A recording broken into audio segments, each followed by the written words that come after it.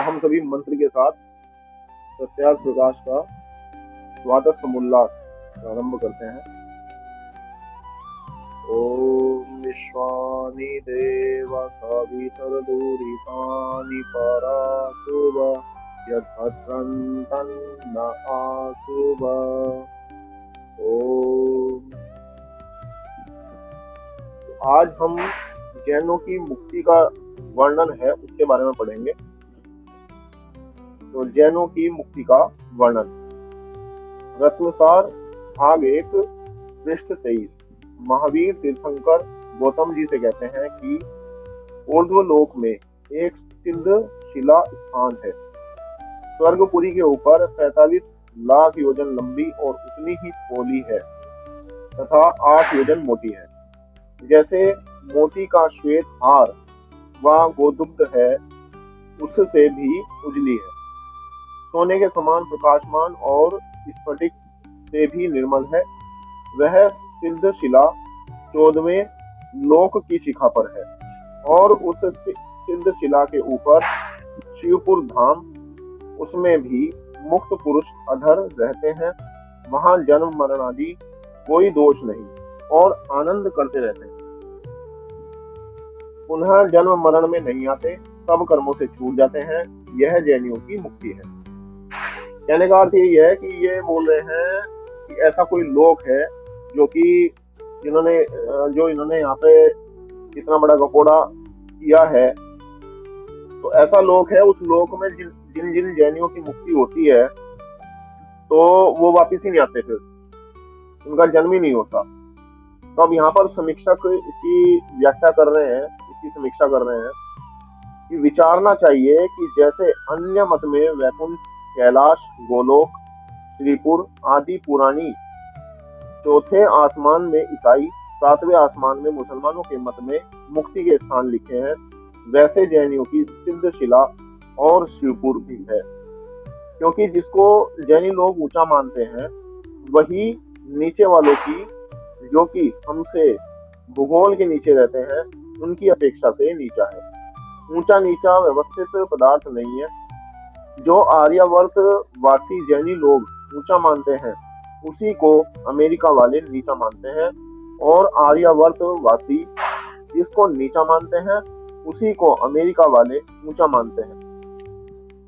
चाहे वह शिला 45 लाख से दूनी 90 लाख कोष की होती तो भी वे मुक्त बंधन में है।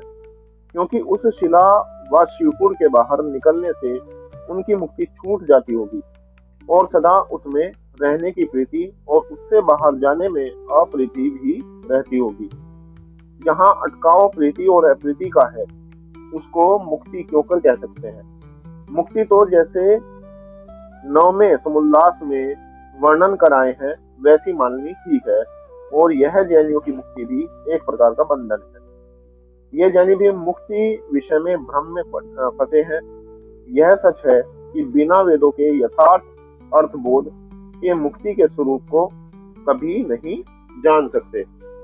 अब जैसे कि ऋषि ध्यान ने 9वें समुल्लास में और ऋग्वेद आदि वास्तविका में लिखा भी है कि 36,000 बार सृष्टि बने बिगड़े तो इतने दिन का मोक्ष का समय होता है।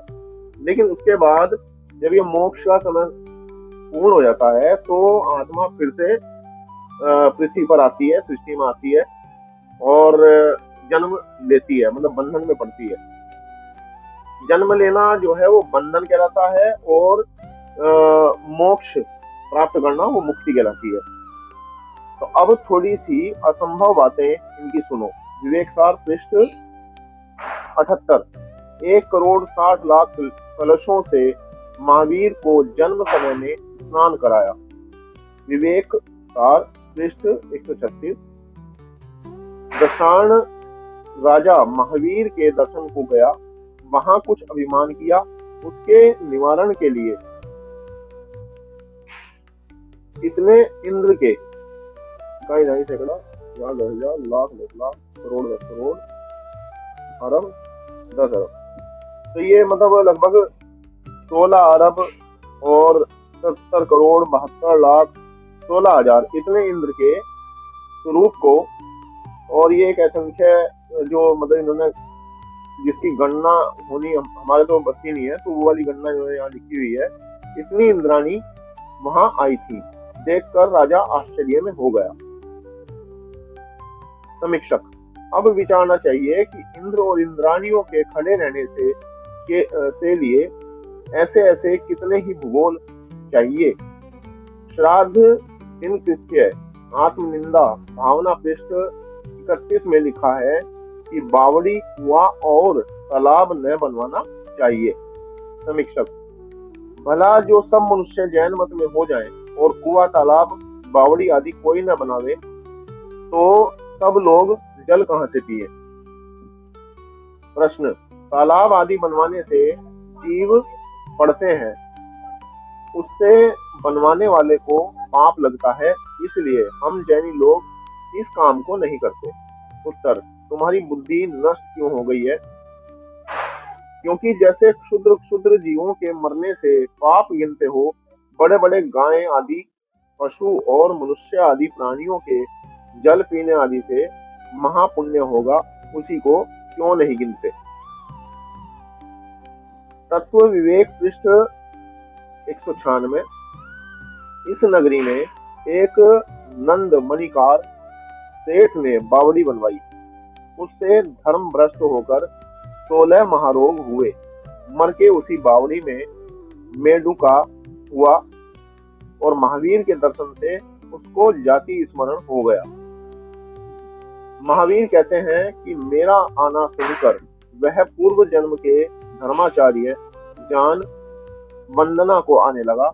मार्ग में श्रनिक के घोड़े की टाप से मरकर शुभ ध्यान के योग से दुर्दुराक नाम महर्धिक देवता हुआ।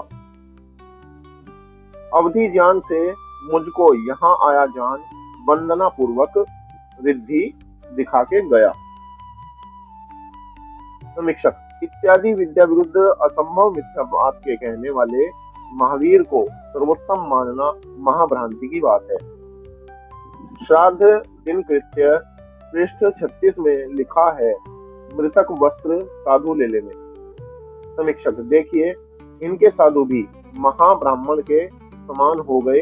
वस्त्र तो साधु लेवे, परंतु मृतक के आभूषण कौन लेवे? बहुमूल्य होने से घर में रख लेते होंगे, तो आप कौन हुए? लेकिन के यहाँ तो कथा प्रसिद्धि है कि चमड़ी जाए और दमड़ी ना जाए, तो दमड़ी कैसे छोड़ देंगे? रत्नसार पृष्ठ 105, भूंजने, कूटने, पीसने, अन्न पकाने आदि में वो पाप होता है। समीक्षक, अब देखिए इनकी विद्याहीनता। भला ये कर्म न किए जाएं तो मनुष्य आदि प्राणी कैसे जी सके और जैनी लोग भी पीड़ित होकर मर जाएं।